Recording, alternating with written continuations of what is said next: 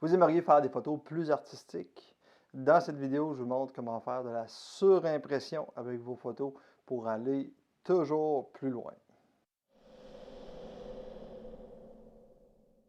Si ce n'est pas déjà fait, inscrivez-vous à ma liste d'envoi. Vous allez recevoir plein de cadeaux simplement en vous abonnant et aussi recevoir tous mes vidéos, articles de blog et mes offres promotionnelles. Quand on veut faire des photos plus artistiques, avec une touche plus personnelle, aller toujours plus loin, on peut évidemment utiliser les réglages de son appareil photo, créer certains effets dans nos images. Et on peut aussi utiliser ce qui est un petit peu moins connu, qui est la surimpression en photographie. Donc, ça veut dire en gros de combiner deux ou plusieurs images dans la même image pour changer l'aspect des choses. Donc, ça peut s'avérer très intéressant si vous voulez améliorer vos photos. Comme je le disais, aller encore plus loin, faire des belles photos. Donc, on regarde exactement avec les retouches comment est-ce qu'on peut arriver à faire ça.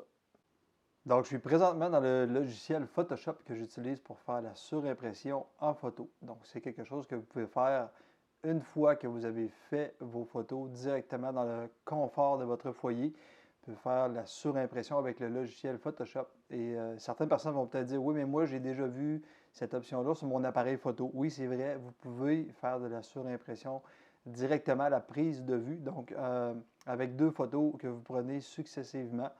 À ce moment-là, votre appareil photo va combiner deux photos directement dans la même. Mais je vous dirais que l'idéal, c'est de le faire aux retouches, comme on va montrer ici, parce que vous avez beaucoup plus de possibilités, de façons de combiner les photos qui vous donnent plus de possibilités créatives. Donc, ici, je vous montre un résultat. Donc, déjà, deux photos qui ont été combinées. Vous voyez ici, ceux qui sont familiers avec Photoshop, ça fonctionne avec des calques. Donc, c'est des couches qui s'empilent les unes aux autres. Et vous voyez que si j'enlève justement cette photo-là ici, j'ai ma première photo originale que j'ai utilisée pour faire ma surimpression. Et si j'enlève la deuxième ici, vous voyez ma deuxième photo que j'ai utilisée. Donc, j'ai fait des réglages différents sur mon appareil pour obtenir différents résultats de la même scène. Et en les combinant ensemble, j'obtiens quelque chose que moi, je trouve plus intéressant que simplement l'une ou l'autre des photos.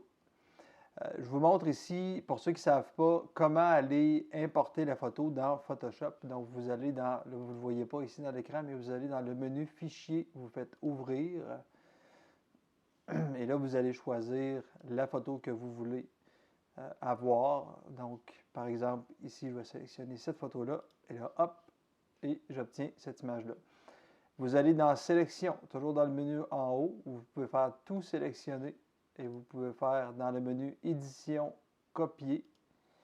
Et ensuite, vous revenez à votre fichier ici. Et là, vous pouvez faire collage spécial, collage en place. Et là, vous voyez qu'il vient de vous ajouter un calque de plus.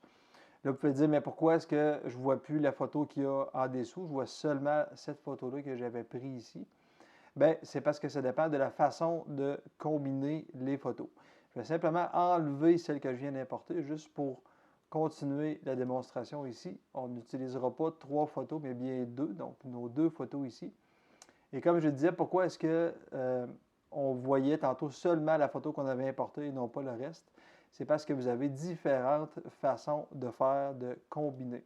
Si je prends le mode normal ici, à ce moment-là, il va me présenter seulement la photo que j'ai. Je peux toujours décider d'aller jouer avec l'opacité.